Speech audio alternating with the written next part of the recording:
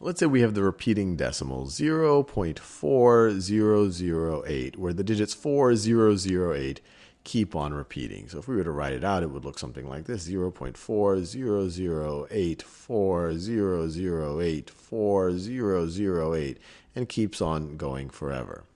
What I want you to do right now is pause the video and think about whether you can represent this repeating decimal as an infinite sum, as an infinite series, and then think about whether that infinite series is a geometric series. So I'm assuming you've given a go at it, so let's think about it. So for each term of my infinite series, I'm going to represent one of these repeating patterns of 4008. So for example, I will make this 4008 my first term. So this could be viewed as 0, and this 4008 represents 0.4008. Then I could make this 4008 my next term, or my next term will represent this 4008.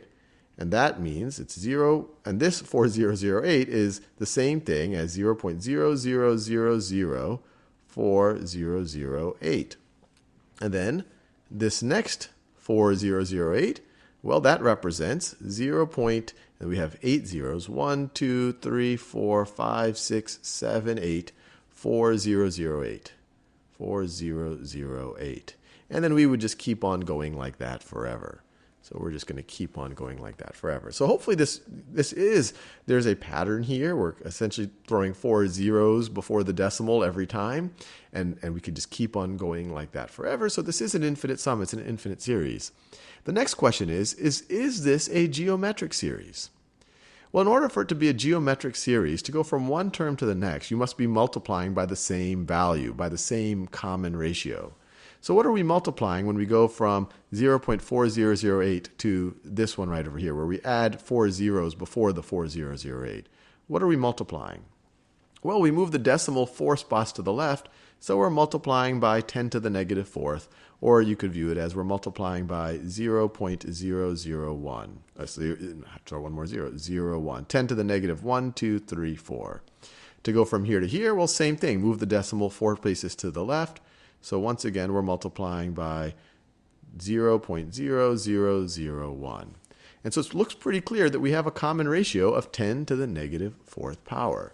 So we can rewrite all of this business as 0.4008 times our common ratio for this first term times our common ratio of 10 to the negative fourth to the 0th power. So that gives us that right over there.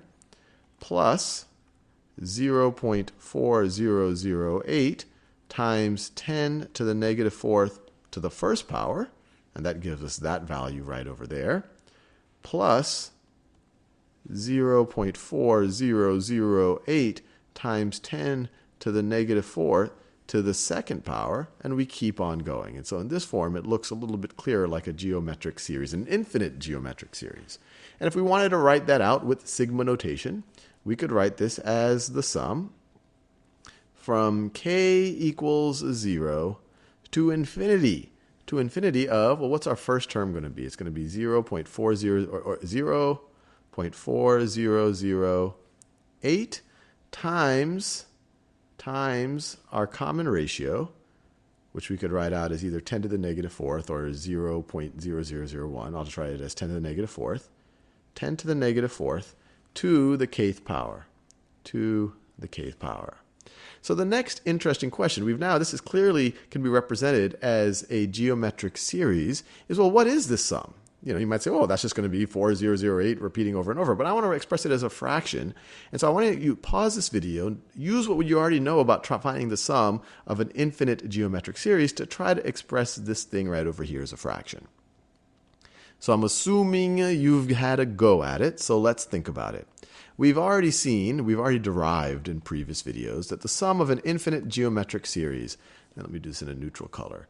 If I have a series like this, k equals 0 to infinity of a r to the k power, that this sum is going to be equal to a over 1 minus r. We've derived this actually in several other videos. So in this case, this is going to be, well, our a here is 0.4008.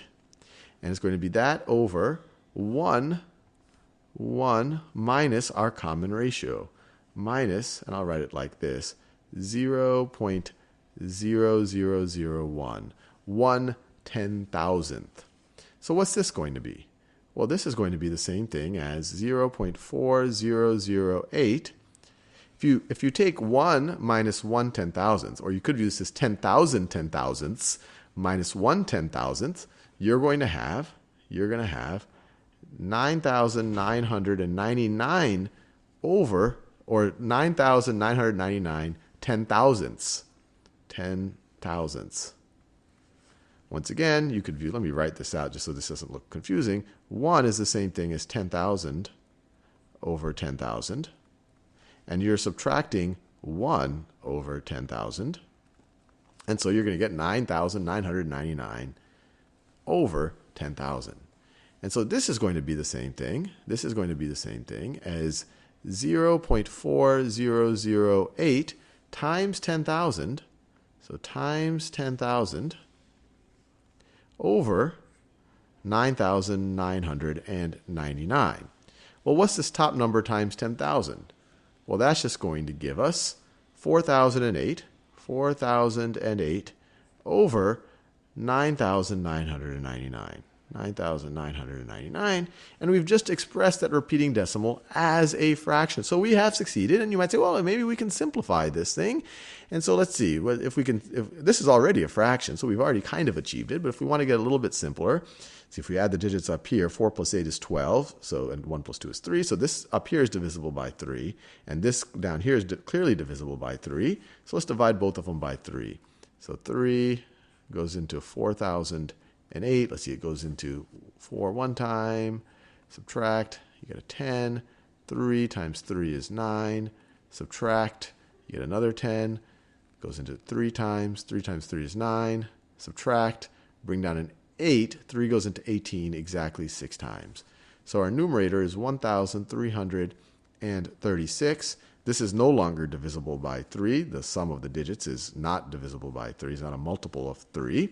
And if you divide this bottom number by 3, you get 3,333. And I think we have simplified it. I think we have simplified it about as well as we can. Although we could check more. Let me know if I didn't. But either way, we have now written this. This was pretty neat. We saw that a repeating decimal can be represented not just as an infinite series, but as an infinite geometric series.